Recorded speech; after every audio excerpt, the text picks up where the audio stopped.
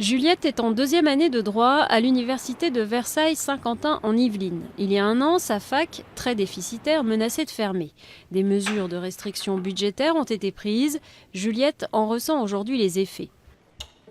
On est beaucoup trop en TD, c'est voilà, au début de l'année des tables à rajouter dans les salles. Il y a aussi les fascicules de TD qui ne sont pas imprimés. Moi, je suis obligée de les garder sur mon ordi et je ne peux pas les avoir sous la main.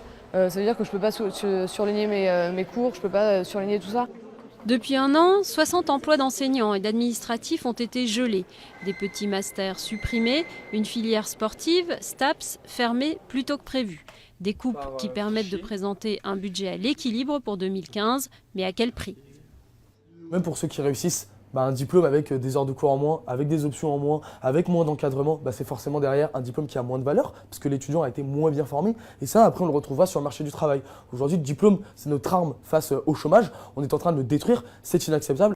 Depuis la loi d'autonomie des universités, l'université de Versailles-Saint-Quentin en Yvelines gère son budget. 157 millions cette année, les 2/3 viennent de l'État. Or, l'État n'a pas prévu d'augmenter sa part. Pour équilibrer ses comptes, l'université doit donc trouver d'autres ressources. C'est développer l'apprentissage, développer la formation continue qui répond à des besoins, développer l'activité de recherche, donc la contractualisation avec les entreprises, à l'Europe également, au niveau de l'Europe. Et également, l'autre piste importante, c'est le mécénat.